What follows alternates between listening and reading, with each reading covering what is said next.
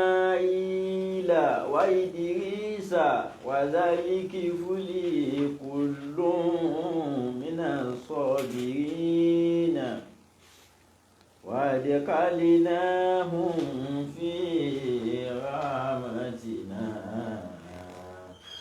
إنهم من الصالحين وذانون إذ ذهب مغاضبا فظن أن لن نقدر عليه فنادى في ظلمات أن لا إله إلا ما شاء الله سبحانك إني كنت من الظالمين فاستجبنا له ونجيناه من الغم وكذلك ننجي المؤمنين ما شاء الله وزكريا إذ نادى ربه رب لا تذرني فردا وأنت خير الوارثين ما شاء الله فاستجبنا له ووهبنا له يحيى وأسلنا له زوجه إنهم كانوا يسارعون في الخيرات ويدعوننا رغبا ورهبا وكانوا لنا خاشعين ما شاء الله واللاتي أحصنت فرجها ونفعنا فيها من روحنا وجعلناها وابنها آية للعالمين ما شاء الله إن هذه أمتكم أمة واحدة وأنا ربكم فاعبدون وتقطعوا أمرهم بينهم كل إلينا راجعون وتقطعوا أمرهم بينهم كل إلينا راجعون وهدوا إلى طيب من القول ما شاء الله إلى صراط أعوذ بالله من الشيطان الرجيم بسم الله الرحمن الرحيم إن الحمد لله نحمده ونشكره ونستعينه ونؤمن به ونتوكل عليه من يهده الله فهو المهتدي ومن يضلل فلا هادي له ونشهد أن لا إله إلا الله ونشهد أن محمدا عبده ورسوله ونصلي ونسلم على أشرف المرسلين سيدنا محمد وعلى آله وأصحابه والتابعين وتابعي تابعين بإحسان إلى يوم الدين أما بعد akí Ọlọ́run ọba tí ó tún ṣọ́ wa tó fún wa láǹfààní ká tún máa bẹ ká tún jọ pàdé ara wa lénìí eléyìí ni àkọ́kọ́ nínú 2023 abẹ́ẹ̀kọ́ òun là àkọ́kọ́ prógámù tá a ṣe nínú ọdún 2023 alhamdulillah alhamdulillah alhamdulillah rabbil alamin akí gbogbo ẹ̀yin olólùfẹ́ wa tẹ́ ẹ máa ń dúró ní gbogbo ìgbà tí ó ṣe pé ní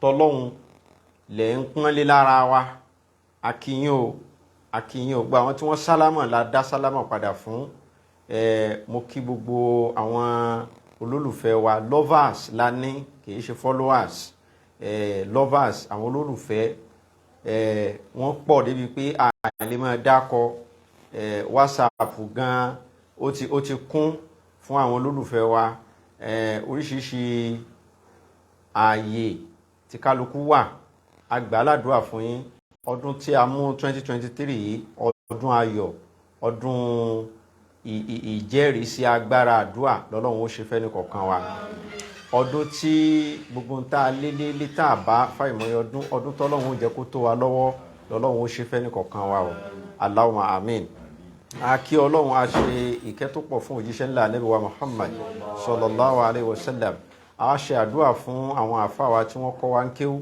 bàbá wa Gbẹ̀dáńdáwì àtọ̀rọ̀ ẹ̀mí gígùn àtàláfíà ara fún wọn ọlọ́run kó bá ní fi jíkì wọn bákan náà a ṣe àdúà fún bàbá wa Gbẹ̀lámúnígun ọlọ́run dákun kó jẹ́ àrí bàbá pẹ́ mọ́lídì nàbí wa tí adájọ́ rẹ̀ sọ́nà tó kù bí 23 days léni ọlọ́run kó ṣọ́ wa jùgbà náà lọ kó bò wá láṣìírí gbogbo àwọn tí ń bọ̀ wá síbẹ̀ ọlọ́run èyí tí àrò láburú má fi bàyí tàn rò ní dáadáa jẹ́ ọlá amina masha Allahu la quwwata illa billahil azim tọ́pìkì tí alẹ́ yìí ni nípa pé ǹjẹ́ a ti wà ní ọjọ́ kẹyìn ayé pé ọ̀pọ̀lọpọ̀ àwọn èèyàn máa sọ wá ní ó ga wàlẹ̀ àṣírí wọ́n ti lè rí ẹlòmíì kó yọ múra bákan náà àwọn ọmọ wàlẹ̀ àṣírí àwọn ọmọ ìrọ̀lẹ́ ayé ǹjẹ́ òpin ayé tẹ̀ ti súnmọ́ àbí kò tiẹ̀ sí ti ń jẹ́ òpin ayé rárá gbogbo àwọn ọ̀rọ̀ báyìí ó yẹ ká discuss ẹ̀ nítorí pé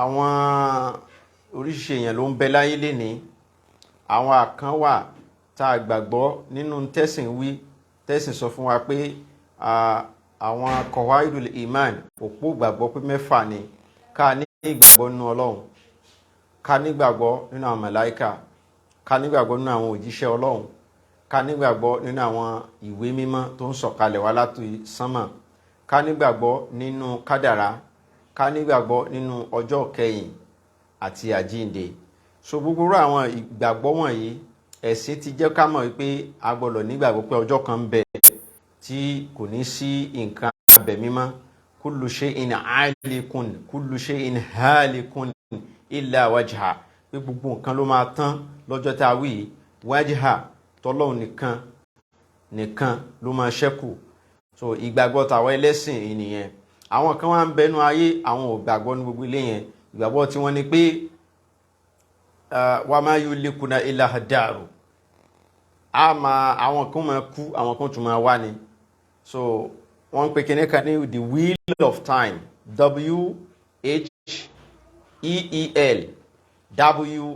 WHEEL wheel the wheel of time so ẹni tó bá lọ Google ẹ̀ yóò kà sí nípa tí wọ́n ń pè bẹ́ẹ̀ ní tí wọ́n ń pè ní wheel of time yìí ìgbàgbọ́ àwọn kan ni ṣùgbọ́n àwọn yẹn a máa pè wọ́n ní káfìrí nítorí pé ìgbàgbọ́ yẹn lòdì sí àkídá ẹ̀sìn àwọn yẹn ló ní ìgbàgbọ́ pé ní èèyàn tó kú ó tún máa padà wá sáyé àkókò tí ó wá padà wá la lè sọ so yóò padà wá so tó bá wá ó wá lè wá lọ́kùnrin ó sì tàbí kẹ̀ kó wá lóbìnrin ṣùgbàgbọ́ táwọn kan ní nìyẹn so àmọ́ àwọn ẹlẹ́sìn mùsùlùmí onígbàgbọ́ òdodo both Muslims and Christians even àwọn Jew ìgbàgbọ́ tiwa ni pé tíyàn bá ti kú kò ní padà wá sáyé tó bá máa wá sáyé á jẹ́ kó bóyá ẹ̀mí tó wà lára rẹ̀ torí pé ẹ̀mí kìí kú ẹ̀mí yẹn wọ́n lè fún láǹfààní kó wá wo àwọn nǹkan kan tó ń ṣẹlẹ̀ nínú ayé pé wo bọ́n ṣe ń ṣe lẹ́yìn ẹ̀ ó yà wọ́n náà wò gbígbà tó ń ṣó fíìmù fún yàn so ẹ̀mí lè rìn wá àmọ́ pé yóò tún wá gbé ayé gẹ́gẹ́ bí alààyè ìgbàgbọ́ yẹn tako ìgbàgbọ́ ẹ̀sìn so àwọ̀rọ̀ tí a wá fẹ́ gbéyẹ̀wò ni pé wọ́n wá sọ fún wa nínú ìgbàgbọ́ ẹ̀sìn wípé ọjọ́ kan máa jẹ́ ọjọ́ kan tí gbogbo nǹkan pátápátá tọ́lọ́run dá sílé ayé tí gbogbo ẹ̀ kò ní jẹ́ nǹkan tí ń bẹ mọ́ so ọjọ́ yẹn ni wọ́n ń pè ní ọjọ́ ìkẹyìn yawmul akhir wọ́n wá sọ fún wa pé kí ọjọ́ yìí tó dé a máa rí àwọn àmì kan àwọn nǹkan kan máa ṣẹlẹ̀ tá a fi mọ̀ wípé ọjọ́ yẹn ó ti ṣe kíni o ó ti súnmọ́ lára irú àwọn àmì bẹ́ẹ̀ la wá fẹ́ discuss lálẹ́ yìí tó bá jẹ́ wípé àwọn àmì tí wọ́n sọ pé a máa rí tá a fi mọ̀ wípé ọjọ́ yẹn ti súnmọ́ tá a bá ti ń rí àwọn àmì yẹn ó ń túmọ̀ sí pé ọjọ́ yẹn real ṣùgbọ́n tá a bá rí àwọn àmì yẹn ó túmọ̀ sí pé ọjọ́ yẹn ń kọ́ kò sí ti ń jẹ́ bẹ́ẹ̀ ká má gbàgbọ́ nínú rẹ̀. ìkan lára irú àwọn àmì yìí àṣírátù sáhà àsógùrọ̀ àwọn àmì tá a fi mọ̀ pé alkiyama ti ń súnmọ́ ó pín sí ọ̀nà méjì. àwọn kan wà nínú àwọn àmì yìí àmì ńlá ni àwọn kan wà pè wọ́n ní àwọn àmì kéékèèké. nínú irú àwọn àmì kéékèèké yìí láti rí in isaru naril froth gbígbẹ odò froth the drying up of Euphrates River. odò kan bẹ ní Iraq odò yìí wọ́n ń pè ní Euphrates River. Iraq gangan kọ́ ni orísun odò yìí. odò yìí ó ń sun láti orílẹ̀-èdè tá à ń pè ní Turkey ó ṣàn gba Syria láti Syria ó kọjá sí Iraq láti Iraq ó darapọ̀ mọ́ Gulf so níbẹ̀ yẹn yóò tún padà sí Turkey. so ńgbà pé odò ni sákù ni ó bọ́lọ̀ máa ṣàn so bódò yẹn ti ń lọ nìyẹn. orílẹ̀-èdè mẹ́ta ni odò yìí fi ṣe ibùṣàn rẹ̀. wọ́n ń pè ní narul froth lédè Lárúbáwá àwọn eléèbó ń pè ní Euphrates River EUPHRATES. odò yìí oríṣiríṣi àwọn prophesy ni ó wà ńlẹ̀ nípa odò yìí. ọ̀kan gbòógì lára àsọtẹ́lẹ̀ tá a bá nípa odò yìí òun ni wípé tó bá tó àkókò kan nínú tá a fi mọ̀ pé òpin ayé ti ń súnmọ́ òun náà ni pé odò yẹn máa gbẹ. a rí àkọsílẹ̀ yìí nínú Bíbélì a sì tún rí àkọsílẹ̀ ọ̀rọ̀ yìí nínú àdísì Ànábì wa Muhammad sallallahu ta'ala alayhi wa sallam. odò tí a ń pè ní Euphrates River yìí a kà nínú àkọsílẹ̀ wípé odò yẹn ó sun wá láti ọgbà Adini ọgbà àlìjánà ni odò náà ti sun wá. ó wà lákọsílẹ̀ bẹ́ẹ̀. níbo láti rí níbo ni wọ́n kọ sí. ẹ jẹ́ ká lọ sínú hadith kan tó wà nínú Sahihu Muslim. hadith yìí Abu Hurairah radiyallahu ta'ala anhu ló gba hadith náà wá. ó ní nígbàtí Ànábì wa Muhammad sallallahu alaihi wasallam tó dé láti ìrìn àjò tó rìn lọ láti lọ lè sálámọ̀ sí Ọlọ́run Ọba tí wọ́n ń pè ní Laylatul Isra. àwọn nǹkan ìyanu tánàbí rí ní òru mọ́jú yẹn nínú ọ̀rọ̀ tó ń sọ ńgbà tó dé ó ní rahaitu arba'ata anhar yakhruju min asliha na'rani za'irani wa na'rani ba'tinan. Ọlọ́hun rí odò mẹ́rin kan nínú ìrìn àjò yẹn. odò yẹn mẹ́rin ni mẹ́rẹ̀ẹ̀rin yẹn ó wá láti inú àlìjẹ́nà. ó wá ní méjì ń bẹ a lè rí physically nílé ayé ṣùgbọ́n méjì ń bẹ a lè rí. ó wá ní òun náà wá béèrè lọ́wọ́ Jibril torí pé Jibril ló ń sọ ọ̀rọ̀ yẹn fún lóru yẹn. ó wá béèrè lọ́wọ́ Jibril pé yá Jibril mahadi ila an'am dárúkọ àwọn odò náà fún mi mo fẹ́ mọ̀ wọ́n. Jibril wá ń sọ fún Ànábì lóru tí wọ́n rìnrìn àjò yẹn tá à ń pè ní Laylatul Isra wípé anarani al-ba'tinani fanarani fil janna. odò tí ó jẹ́ pé a lè fojú rí méjì yẹn inú àlìjẹ́nà làwọn yẹn wà wọ́n ṣàn kọjá bẹ̀. wàá mọ àzọ ìrọ̀n wàá rí méjì tó jẹ́ pé ó ṣàn délé ayé táàrí physically fanil walfurot òun náà ni river Nile àti Euphrates River. so wọ́n jẹ́ ká mọ̀ yí pé ní odò yẹn ó ní connection pẹ̀lú àlìjánà bó ti wà nínú àdísì yìí náà lába nínú bíbélì, á bá nínú bíbélì bẹ́ẹ̀ wípé odò yẹn ó ṣàn wá láti inú àlìjánà. ṣùgbọ́n ìyẹn kìí ṣe ìyàlẹ́nu púpọ̀, bó tilẹ̀ jẹ́ pé a sì máa kí ọ̀pá bọ àdísì yẹn dáadáa. Báwo ni odò ṣe lè wà nílé ayé tí wọ́n wá sọ fún wa pé àlìjánà ló ti ṣàn wá? Ṣé ayé àtàlìjánà líkì mọ́ra wọn ni?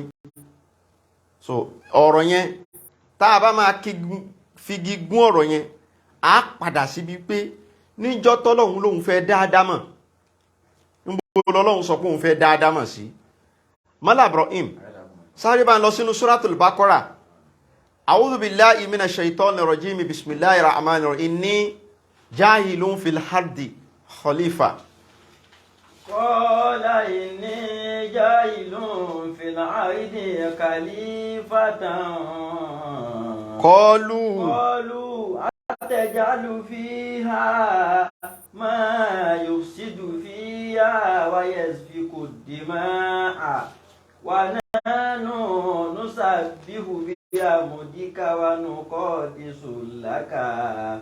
Qala inni a'lamu ma la ta'lamun. Níjọ́ tọ́lọ́hun fẹ́ dá Ádámọ̀ tó jẹ́ bàbá ńlá wa, Ọlọ́hun sọ nínú Al-Qur'ani categorically ni ó ní fil ard, Ọlọ́hun máa dá Ádámọ̀ sí ayé.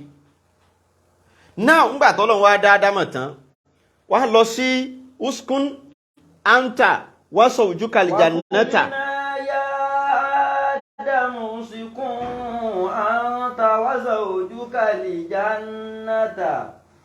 وكلا منها رغدا حيث شئتما ولا تقربا هذه الشجرة فتكونا من الظالمين. Tọ́lọ́hun bá sọ fún wa pé òun máa dá Ádámọ̀ sínú ayé, kò tí ìdáńjọ́ tó sọ bẹ́ẹ̀, ó sọ fún àwọn áńgẹ́lì pé Ádámọ̀ tóun fẹ́ dá o, ayé lòun fẹ́ dá sí. Tó bá wá dá tán tí ò bá fi sáyé, kí lọ́lọ́hun dì? Ẹ dákun, gbogbo ẹni tó bá mọ̀ tọ́lọ́hun dì kó bá mi táìpù ẹ̀. Ìyẹn sọ fún wa, ó sọ fún àwọn áńgẹ́lì pé tóun bá dá Ádámọ̀ tán, ayé lòun máa fi sí. Tó wá dá tán tí ò bá fi sí ayé, tó bá lọ fi síbòmíì, kí ló dà yẹn? Ẹni tó bá mọ̀ kó bá mi táìpù ẹ̀. Torí pé ọ̀rọ̀ làákàyè ni. Ìtọ́lọ́hun bá sì sọ pé òun ó ṣe, agbọ́dọ̀ rí pé ó ṣe. Tí èèyàn bá wá sọ pé òun máa ṣe nǹkan tí ò bá ṣe, kí ló dà? Jọmọ́ ẹ bá pẹ́ bá mi táìpù ẹ̀, kí ló máa dà? Ẹ bá mi táìpù ẹ̀. Tí ó bá lóyún nǹkan yìí òun máa ṣe o, àwa padà rí pé kò ṣe bó ṣe sọ, kí ló dà yẹn? Ẹ bá mi táìpù ẹ̀, kí ló dà? Kí ni irú ẹni bẹ́ẹ̀ dà? Mi tí ì rí kẹ́nì kankan kọ́mẹ́ǹtì. Kí ni irú ẹni bẹ́ẹ̀ dà? Fil ardi khalifa. Ayé lọ́lọ́hun máa fi Ádámọ̀ sí tóun bá dá tán. Tó wá dá Ádámọ̀ tán, káwọn àzùm pé àti ìmọ̀ ibi tó fi sí nígbà tó dá tán. Òkè nígbà tó bá wá dá tán, tí ò bá wá fi sí ayé gẹ́gẹ́ bó ṣe sọ, bó ṣe ṣe ní àlùkáwà ní pé tóun bá dá o, ayé lòun máa fi sí. Tí ò bá wá fi síbẹ̀, kí ló dà? Ẹ ṣeun, mo ti ń rí kọ́mẹ́ǹtì yẹn tí mo fẹ́ rí gan nìyẹn. Ohun tóun di òpùrọ́. Now ńgbà tọ́lọ́hun wá dá Ádámọ̀ tán, ááyà yẹn inú Quran chapter 2 inú Suratul Baqara verse 35, ó wá ní kúlínà, a wá sọ pé yá Adam, ìrẹ́ Ádámọ̀, anta wa zawjuka, ìwọ àtìyàwó ẹ máa gbé nínú àlìjẹ́nà. Ó sọ bẹ́ẹ̀ fún Ádámọ̀. Àwọn méjèèjì wá ń ṣe kí ni o? Wọ́n wá ń gbé nínú àlìjẹ́nà. Nítorí pọ́lọ́hun ò gbọ́dọ̀ parọ́, àní bá irọ́ lọ́dọ̀ Ọlọ́hun. Ó ta'ala Allahu an yukadhiba. Ọlọ́hun tóbi tayọ kó parọ́. Ìta gbọ́dọ̀ lọ gbọ́yé ń bẹ̀ náà ni pé a túmọ̀ sí pé àlìjẹ́nà tọ́lọ́hun fi Ádámọ̀ àtìyàwó rẹ̀ sí inú ayé ló wà. Inú ayé ló ṣe kí ni? Inú ayé yìí ló wà. Àlìjẹ́nà yẹn ò símbòmí ju ayé yìí lọ. Ọlọ́hun ò ní parọ́. So àlìjẹ́nà tó fi Ádámọ̀ sí, àtòun àti ìyàwó ẹnu ayé gangan ló dá àlìjẹ́nà yẹn sí. Inú ayé ló dá àlìjẹ́nà yẹn sí, ó dẹ̀ fi wọ́n síbẹ̀. So tán máa wá sọ fún wa yí pé ní odò Euphrates àti odò Nile orísun wọn ó wá láti inú àlìjẹ́nà.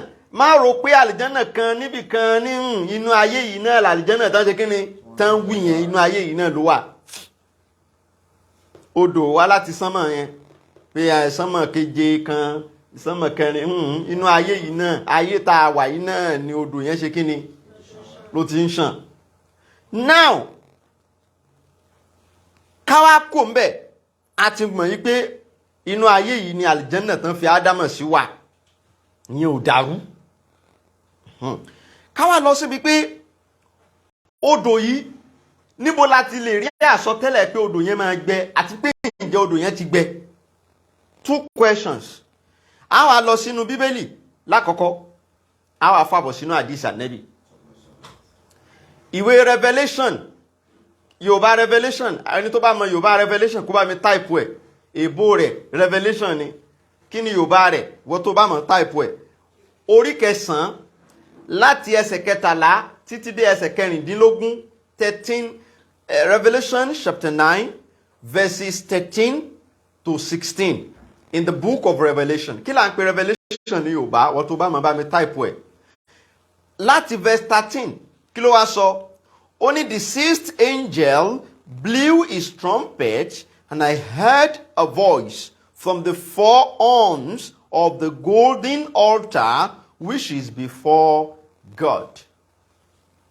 Inú ìwé Ìfihàn láti bá wọ́n ní áńgẹ́lì kẹfà náà ó sì fún atẹ́gùn, ó fẹ́ atẹ́gùn sínú fèrè ọwọ́ rẹ̀. Áńgẹ́lì kẹfà náà, ẹ dákun àwa mùsùlùmí, áńgẹ́lì wo ni máa fún fèrè?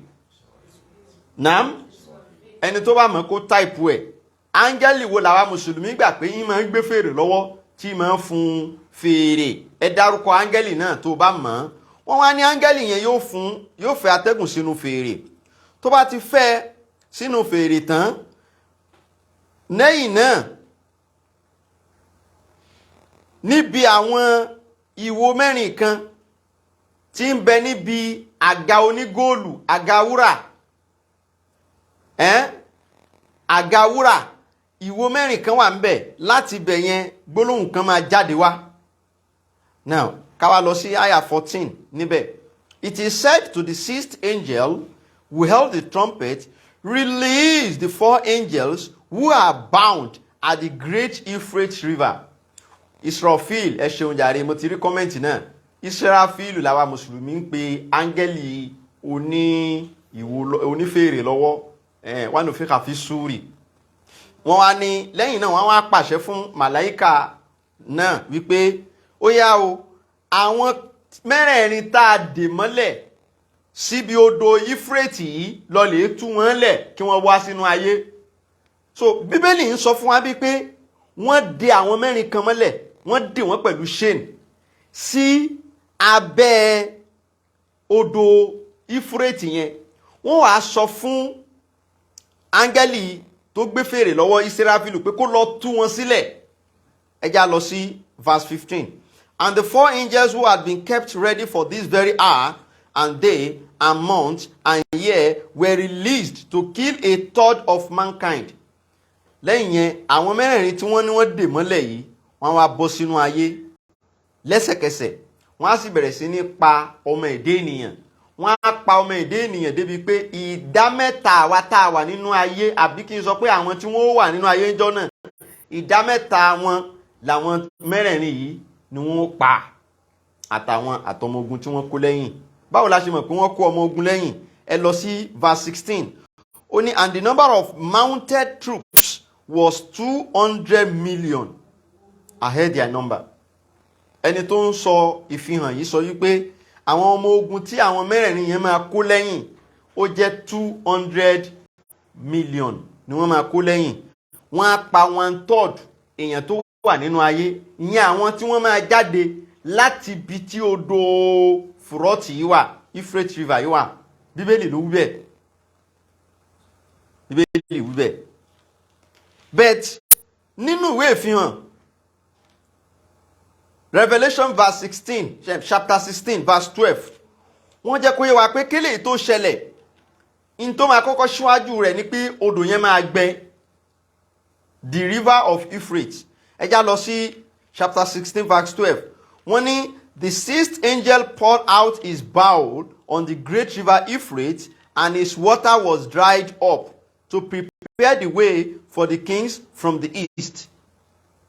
Wọ́n ní nígbà tí áńgẹ́lì kẹfà ìyẹn áńgẹ́lì oníwo táwa ń pè ní Israfil tó bá di pé ó da nǹkan tí ń bẹ ní ọwọ́ rẹ̀ sínú odò Euphrates yóò sì ṣe kí ni o, yóò gbẹ, nítorí pé àwọn ọba kan ní ibùyọ oòrùn, àwọn ọba yẹn wọ́n máa fẹ́ gba ayé, àwọn ọba fẹ́ gba ayé, àwọn ọba tó wà nínú, ó túmọ̀ sí pé àwọn mẹ́rẹ̀ẹ̀rin tí wọ́n ní wọ́n dè mọ́lẹ̀ síbi odò Euphrates yìí ọba ni wọ́n nígbà kan rí, ọba ni wọ́n nígbà kan rí, àti wá ṣe ni wọ́n mọ́lẹ̀ síbi odò Euphrates yẹn, la ṣe ni wọ́n mọ́lẹ̀ sí láti ìgbà láyéláyé. Tó bá wá di ijọ́ náà á wá lọ tú wọn sílẹ̀, wọ́n á wá wọnú ayé padà pẹ̀lú ọmọ ogun tó ń lọ bí 200 million, wọ́n á dẹ̀ bẹ̀rẹ̀ sí ní pa àwọn èèyàn lọ. Bíbélì wí eléyìí, kí wá ní àdìsí Ànábì wa Muhammad wí sallallahu alayhi wa sallam. A bá àdìsí inú Sahihu Muslim, a sì bá nínú Sahihu Bukhari, ṣùgbọ́n àdìsí yẹn ó wá ní oríṣiríṣi ọ̀nà. Èyí tí Suhail tó gbà wá látọ̀dọ̀ bàbá tó bí, wọ́n lá Ànábì Muhammad sọ báyìí pé ó gbọ́ lẹ́nu Abu Hurairah ní Ànábì sọ báyìí pé sallallahu alayhi wa sallam, la taqumu sa'a hatta yasira al-Furat an jabalin min dhahab fayaktatil alayhi an-nas fayuqtalu min kulli 199 ya bunayya fa in adraktahu fala takunanna mimman yuqatilu alayhi. Ànábì ní ayé ò ní parẹ́. Kí ni mo wí? Ayé ò ní parẹ́ o, until ó di ìgbà tí odò Furat, the river of Euphrates, tó bá gbẹ. Ànábì ní odò yẹn máa ṣe kí ni o, ó máa gbẹ. Ànábì ní ó dìgbà tẹ́ bá rí pé odò yẹn bá gbẹ, ó túmọ̀ sí pé ìparẹ́ ayé ti ṣe kí ni o, ó ti súnmọ́. Ó wá ní tí odò yẹn bá gbẹ, èèmọ̀ tẹ́ kọ́kọ́ rí ni pé Jabali min Zahab, wọ́n máa discover a mountain of gold. Nǹkan tó tóbi bí àpáta, mountain tó wá jẹ́ pé kìkìdá gold ni, wọ́n máa discover yẹn bẹ̀ lẹ́yìn tó odò yẹn bá gbẹ. Ó wá ní tí wọ́n bá wá discover rẹ̀ tán, yaktatilu alayhi an-nas, àwọn èèyàn máa bẹ̀rẹ̀ sí ní para wọn. Kí ló máa fà tán máa fi para wọn? Wọ́n máa jà, èmi ni mo kọ́kọ́ rí, ìwọ ló kó, ò lè kó tèmi, ó ṣe máa kó tèmi, èmi náà. So ìjà máa bẹ́lẹ̀. Kò sí bí wọ́n ṣe máa discover treasure ńlá níbì kan táwọn èèyàn ò ní fẹ́ máa wá ṣe looting máa ṣẹlẹ̀. So tí looting bá ṣẹlẹ̀, ìbára ẹni ìjà máa wáyé. Fayuqtalu min kulli 100, Ànábì ni wọ́n wàá pa nínú gbogbo 100, wọ́n máa pa 99 èèyàn. Ẹni tí ó pa wọn Ànábì ò dárúkọ o, ó mú wá ní naibul fa'il, fi'lu majhulu fa'iluhu ló mú wá. Fayuqtal, wọ́n máa pa nínú gbogbo 100, in every 100 wọ́n máa pa 99. Ṣùgbọ́n wọ́n máa kọ́kọ́ discover gold ńbẹ̀ kí yẹn tó ṣẹlẹ̀. Ta ló máa pa? Ànábì ò sọ fún wa nínú àdìsí yẹn sallallahu alayhi wa sallam. Ẹ má wá gbàgbé pé Bible sọ wípé àwọn kan máa jáde níbẹ̀ yẹn, pé àwọn yẹn ló máa ṣe kí ni o, ló máa pa àwọn èèyàn. Ṣùgbọ́n tí àdìsí wí ni pé wọ́n máa pa. So tán bá sọ pé wọ́n máa pa 99 èèyàn nínú 100, how many percent nìyẹn? Ẹni tó bá mọ̀ kó bá mi type ẹ̀. If 99 out of every 100 is going to be killed, what percentage is that? Àwọn mathematician tó wà online, ẹ bá ń type ẹ̀, ẹ̀yin oníṣirò títẹ̀ mọ́ ti fún tẹ̀dọ̀ mathematics, kí ni percentage yẹn ni wọ́n máa pa? Òjíṣẹ́ Ọlọ́run wá ní ìrẹ tó ń gbọ́ mi o, ìrẹ ọmọ mi, tí ìgbà yẹn bá bá ẹ láyé táwọn èèyàn ń pa ara wọn, àbí tí ìṣẹ̀lẹ̀ yẹn ṣẹlẹ̀ má sí lára àwọn tí yóò máa jà o nítorí góòlù o. Má ṣe kí ni? Má sí lára àwọn tó máa jà nítorí góòlù yẹn o. Má darapọ̀ mọ́ àwọn oníjà nítorí góòlù o. Má darapọ̀ mọ́ wọn o tó bá di àsìkò yẹn o.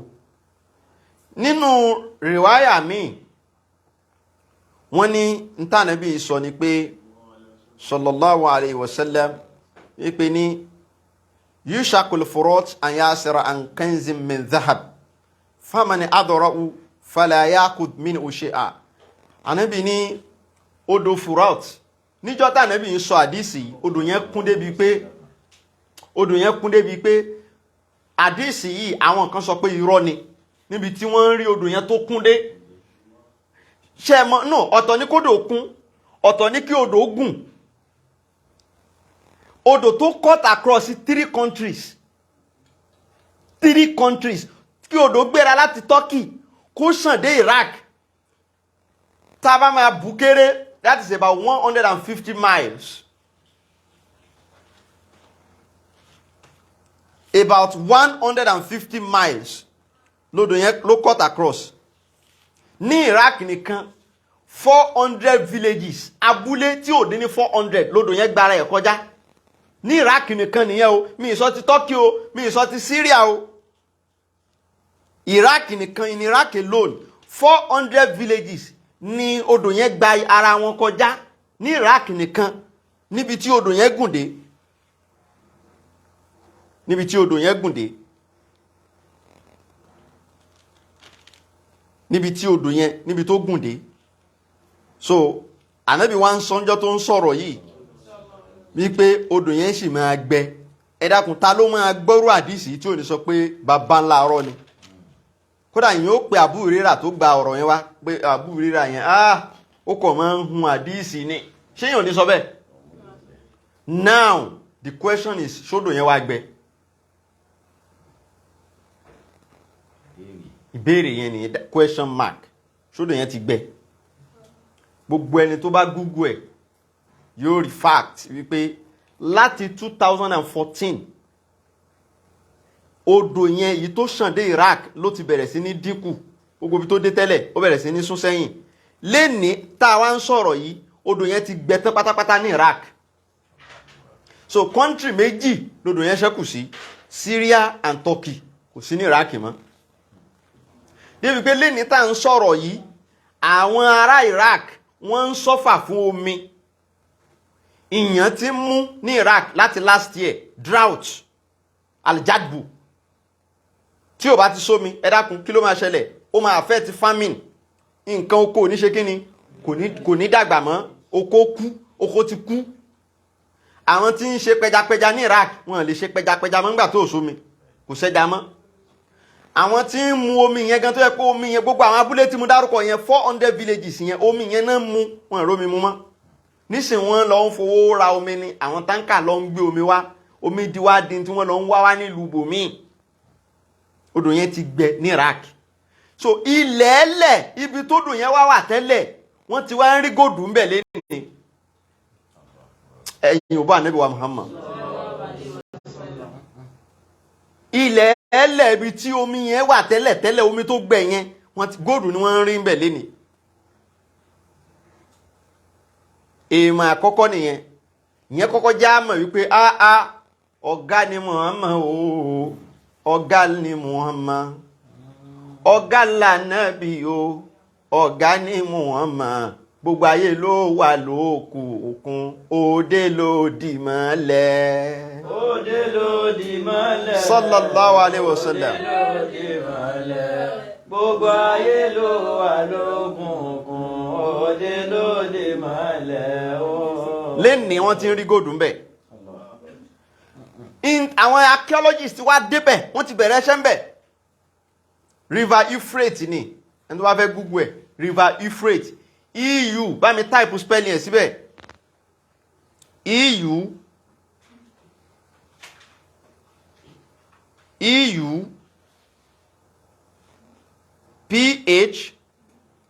PHRATES spelling rẹ̀ nìyẹn. Fún gbogbo ẹni tó bá fẹ́ Google ẹ̀. lọ Google ẹ̀ kó lọ kà pa àfáyí kọ́ gbé fàbúlẹ̀ lẹ́ni ni lọ kà ó rí Euphrates River. Àfáyí ti láìkí fàbú jù. Àfáyí ń pa fóò nínú rọ́ tí yẹn bá Google ẹ̀ yóò ṣe kí ni o yóò rí Euphrates River kíkà lókù lọ kà. Odò yẹn ti gbẹ ní Iraq lẹ́ni wọ́n tẹ̀ ti ń rí góòdù ń bẹ̀. So bóyá yóò wá gbẹ ní kọ́ńtì méjì tó kù náà àti ìmọ̀ o àti ìlú gbẹ ń bẹ̀ àmọ́ ti Iraq ó ti gbẹ. Ànábì wí bẹ́ẹ̀ pé yóò gbẹ odò yẹn ti ṣe kí ni. So wọ́n máa sọ fún wa pé òpin ayé ti ń bọ̀ ṣó yẹ kí yẹn tó hági wẹ̀ mọ́. Torí pé àmì tá Ànábì sọ pé a máa rí tá a fi mọ̀ pé òpin ayé ti ń súnmọ́ ìkánnú ẹ̀ la rí yìí odò yẹn ti gbẹ ní Iraq.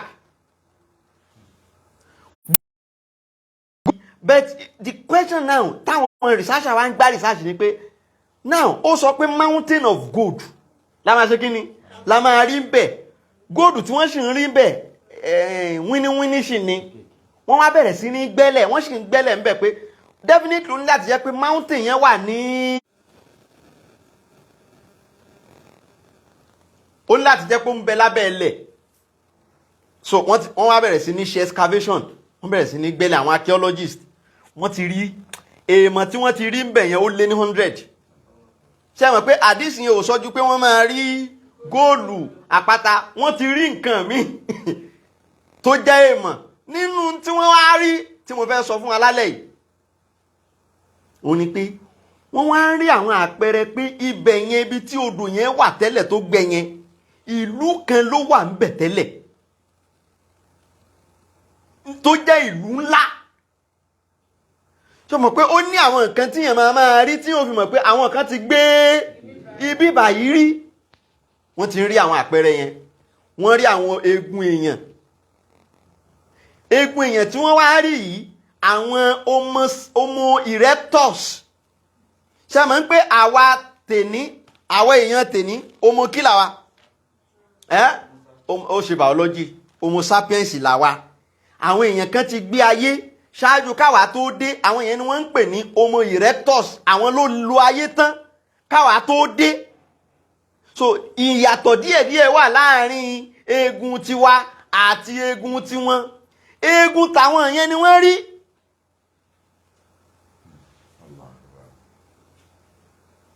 Ẹgbẹ́ Ọlọ́run tóbi jàmá.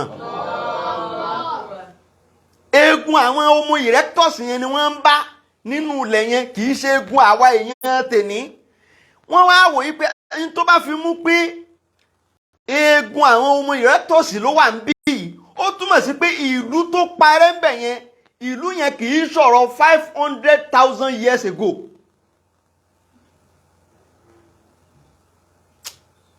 Kí ni mo pè é? Kì í sọ̀rọ̀ 500,000 years torí pé àwọn èèyàn àsìkò ìgbà tí wọ́n lo ayé kẹ́yìn is 450,000 years ago táwọn yẹn ti lo ayé kẹ́yìn tí wọ́n ti exist mọ́. So ìlú yẹn wọ́n dẹ̀ gbé bẹ̀ wọ́n lò bẹ̀ so ṣé ọdún tí wọ́n parẹ́ náà ni wọ́n débẹ̀ wọ́n ti lò bẹ̀ fún àìmọye ọdún kan tó di pé kí ni o wọ́n parẹ́. So túmọ̀ sí pé ìlú tó wà ń bẹ̀ yẹn tẹ́lẹ̀ kì í sọ̀rọ̀ 500,000 years ago ìlú tó parẹ́ ń bẹ̀ yẹn kó tó di pé omi ṣẹ̀wá ṣe kí ni ó gbà bẹ̀. Bóyá omi yẹn lọ́lọ́run wá fi pa wọ́n rẹ́ ni o àti ìmọ̀. Ẹ̀yin yòówù Ànábì wa Muhammad ó dẹ̀ sọ àdẹ̀bá bẹ́ẹ̀. Ó dẹ̀ sọ àdẹ̀ ṣe kí ni àdẹ̀bá bẹ́ẹ̀. Gapatapata. So ó túmọ̀ sí pé ìyẹn ló fi jẹ́ pé àwọn archaeologists wọ́n sì ń ṣe research lọ́bẹ̀ yẹn pé definitely èèyàn tó sọ gbọ́dọ̀ máa gbẹ tó dẹ̀ gbẹ ó la máa rí góòdù adẹ̀ tí ń rìn èrún mountain góòdù yẹn àwọn fẹ́ ṣe kí ni àwọn fẹ́ rí.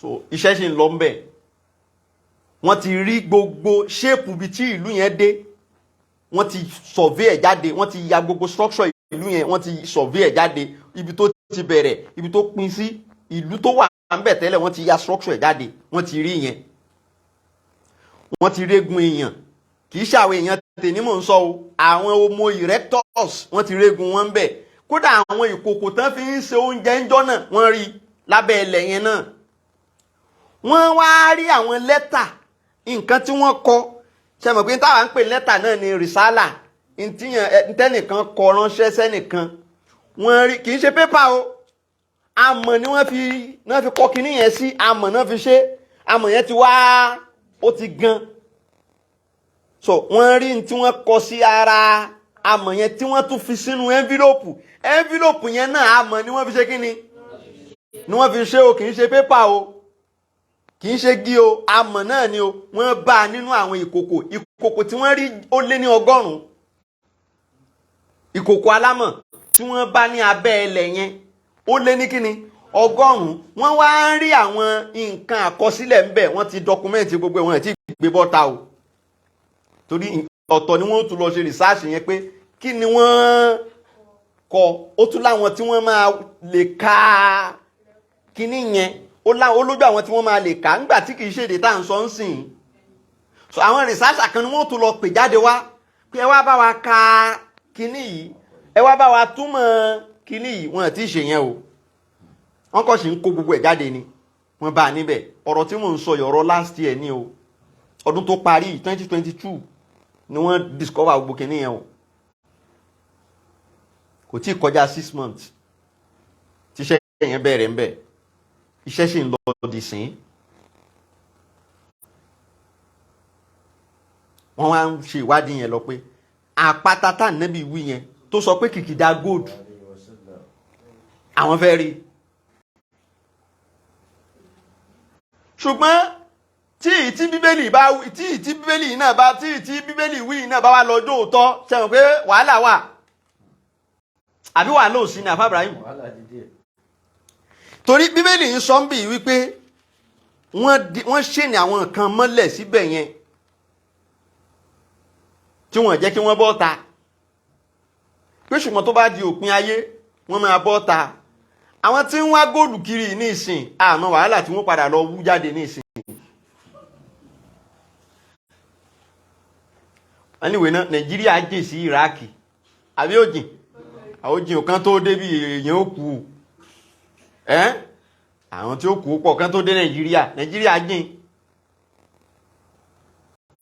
táwọn ọlọ́pàá Nàìjíríà bá rá wọn mú gan àbáwọn sójà wa mọ̀pọ̀ wọ́n lù àwọn ọlọ́pàá àwọn sójà wa tó burú bùn tán bá rá wọn mú wọ́n lù wọ́n bí àbẹ́ ẹ̀kọ́ ni ẹ wá bá ń lọ sínú Suratul Anbiya aya 90 kìnnìná 95 wa haramun nínú Suratul Anbiya bankaya ni. Wa haramun ala qaryatin halakina annahum la yarji'un. Masha Allah. Hatta iza futiyat yajuju wa majuju wa hum min kulli adabin yansilun. Ẹ̀wọ̀n tí àyà yẹn wí gbogbo ẹni tó bá fẹ́ lọ kà tí yẹn bá fẹ́ lọ kà fúnra rẹ̀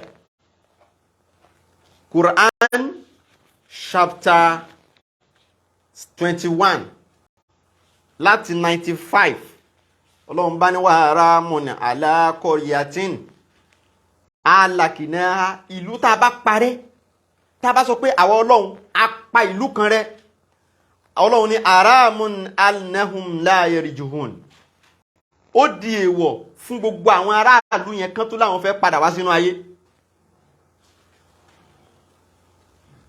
ẹ wo ọ̀rọ̀ yẹn o táwọn Ọlọ́run bá pa àwọn aráàlú kan rẹ́ èèwọ̀ ni kí àwọn aráàlú yẹn tún sọ pé àwọn fẹ́ ṣe kí ni ó wá ní àtàìsà fútìyàtì Yájújù wà máa jújù wahum min kulli hadabin yansilun. Ó wá ní àyàfi the only exception sọ̀rọ̀ yẹn òun ni àwọn ìran kan torúkọ wọn ń jẹ́ Yájújà àti Májújà, the Gog and Magog. Àwọn ìran méjèèjì yẹn wọ́n pọ̀, wọ́n ṣe kí ni? Àṣẹ ni wọ́n mọ́lẹ̀ síbì kan. Àwọn nìkan ni wọ́n láǹfààní pé wọ́n sì máa padà wá sínú, tán bá wá padà dénú ayé tán, min kulli adabin yansilun, wọ́n máa fò ní gìjà. Speed bí ìgbà tí yàn ṣe kí ni o, tí wọ́n ń fò ní.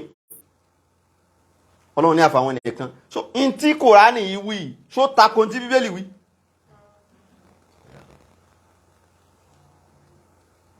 In táyà yìí wí ni o fi lè sọ pé in tí Bíbélì wí mẹ́yẹn ń parọ́. Torí Kùránì ń sọ pé ìran kan jẹ́ Yájújà àti Májújà, wọ́n wà nínú ṣẹ̀kẹ̀ṣẹ̀kẹ̀ níbì kan. Ṣùgbọ́n tó bá di òpin ayé, wọ́n sì ń padà bọ̀ wá sínú ayé. So tí Bíbélì bá wá ń sọ ń bẹ̀ yẹn pé àwọn kan wà tí wọ́n dè mọ́lẹ̀ síbi Euphrates River yẹn lábẹ́ ẹbẹ̀, wọ́n sì ń bọ̀ wá sínú ayé. Jọ̀mọ́ in tí Kùránì ìwí náà kí ló fi yàtọ̀? Lóòótọ́ Kùránì ò dárúkọ pé ibi odò yẹn náà ṣe kí ni náà ti fẹ́ jáde,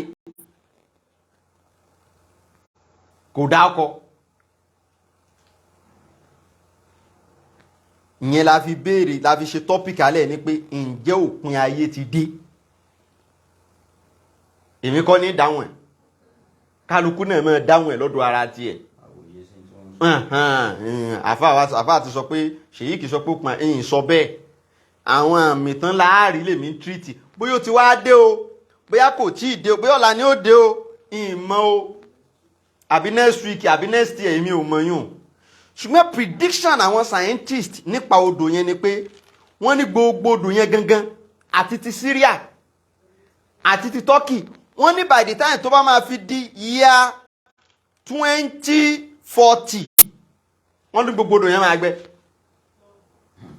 Àwọn scientist ló sọ bẹ́ẹ̀.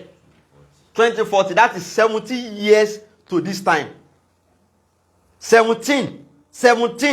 So ma pé kálukú wa náà tọ́lọ́run bá fún wa lẹ́mìí gígùn, a ṣì wà bẹ́ẹ̀ kọ́ ni. Kọ́lọ́run jẹ́ kẹ́mi wọ́n ogun. Gbogbo kó mọ́ tọrọ ẹ̀mí gígùn, kó mọ́ tọrọ ẹ̀mí gígùn, sórí tójú rẹ̀ ó rí báhùn. Tódò bá gbẹ́ 2040 ní ìsìn, táwọn tán wí bá jáde, ṣó ò ti kú? Ó ti kú. Ó ti lọ. Àwọn scientists predict pé by 2040, àti ti Syria àti Turkey tó jẹ́ orísun odò yẹn, wọ́n ní gbogbo ẹ̀ máa gbẹ. Kí ló máa jẹ́ kó gbẹ? Àwọn predict pé by high rate of evaporation due to global warming. Wọ́n nítorí pé weather kíní ozone layer yẹn, depletion yẹn, ó ń jẹ́ kí odò yẹn máa evaporate at a very faster rate nowadays. Wọ́n ní ìṣọwọ́ tí oòrùn tó fi ń fa odò yẹn mu láyé tá a wà lẹ́nu, wọ́n ló yàtọ̀ sí tìgbà àtijọ́.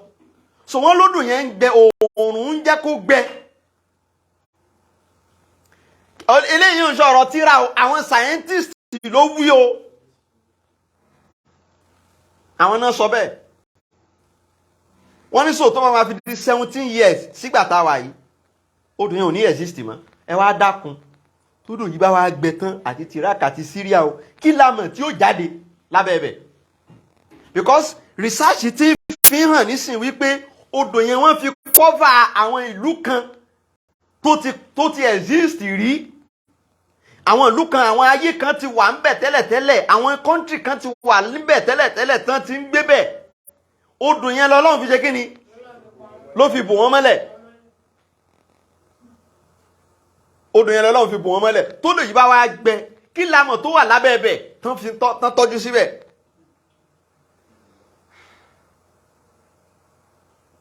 Kí la mọ̀ tó wà ńbẹ̀?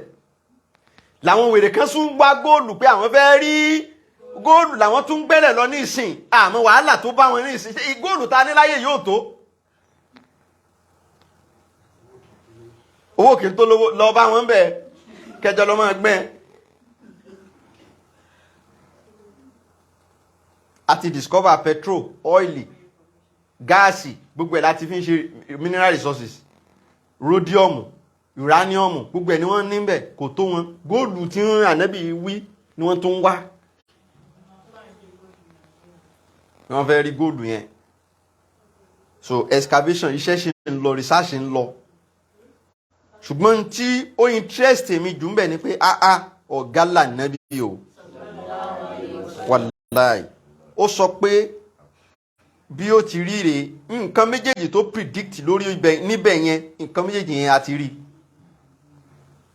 Bá àti ẹ̀ tí rí mountain, ọwọ́ pé wọ́n ti ń rí góòdù wíníwíníwíní, ó túmọ̀ sí pé ńlá ìyáláyà góòdù sì ṣe kí ni? Ó sì ń bọ̀ ńbẹ̀, ó sì wà ńbẹ̀. Àìrí ni. So Bíbélì náà sì fi indirectly sọ̀rọ̀ góòdù yẹn. Tí yẹn bá lọ wo Revelation chapter 9 verse 13, ó ní from the four horns of the golden altar. Golden altar. Underline that golden altar. Àga wúrà, àga góòlù. Ó dárúkọ ẹ̀ nínú verse yẹn. Ó túmọ̀ sí pé góòlù yẹn tó bá jẹ́ pé ó tóbi bí mountain náà, in form àga ni wọ́n máa ṣe kíni ni wọ́n máa bá. Ó lè jẹ́ pé àga ọba kan láyé ìgbà yẹn ni. So ìyẹn ni tọ́pìkì tí ta mú alálẹ̀ yìí. Tọ́pìkì tá ń bá lọ tẹ́lẹ̀tẹ́lẹ̀ òun ni ọ̀rọ̀ ìṣẹ̀ṣe. Ṣùgbọ́n mo rí pé eléyìí ó wà very interesting la ṣe mú wá. Mo tiẹ̀ ti fẹ́ stop ọ̀rọ̀ ìṣẹ̀ṣe, ṣùgbọ́n àwọn kan tó padà tún pè mí ní pé àwọn ń gbádùn ọ̀rọ̀ ìṣẹ̀ṣe yẹn lọ, ní pé kí n má ti stop ń bẹ̀. Ní pé àwọn láwọn tọ́pìkì kan táwọn fẹ́ gbọ́ lọ́ndà ìṣẹ̀ṣe. Wọ́n láwọn fẹ́ gbọ́ ọ̀rọ̀ ẹbọ oríta. Àwọn fẹ́ gbọ́ ọ̀rọ̀ ìbejì. Mo ní kò sí wàhálà, insha Ọlọ́run máa yè wá. Tó gbogbo àwa jàmáà à ń retí contribution kálukú wa tó wọ́ sí ètò méjì tá a níwájú. Number 1 ni Mọ́lídì Nàbí ní January 29. Number 2 ni Ramadan lecture. A máa ń ṣe Ramadan lecture ní orí TV. Last year nísìnyí a ṣe bí 16 days ní Orísun. So lọ́dún yìí náà a tún fẹ́ ṣe bẹ́ẹ̀ náà, owó ni ó require owó. So gbogbo tí kálukú bá ní, ó ní 100,000, ó ní 200,000, ó ní 500,000, ó ní 1 million, kí kálukú donate ẹ̀. Account number 5 ní ká máa send ẹ̀ sí foundation wa. Account number 5 ní kí n ká máa donate owó yẹn sí. Ṣé o lè rí account yẹn jáde báyìí?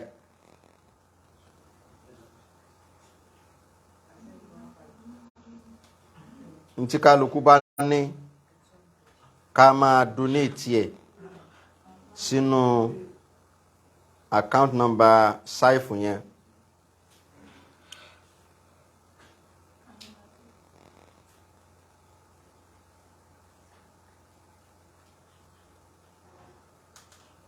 Sínú account number 5. Ṣé ta ló ti rí kó bá wa post jóun náà kọ́ yìí.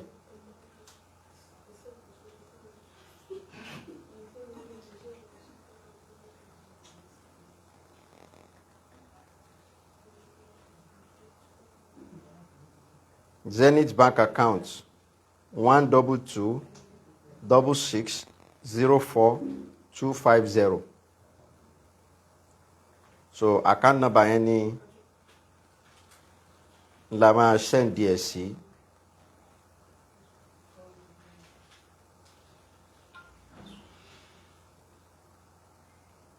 La máa send díẹ̀ sí.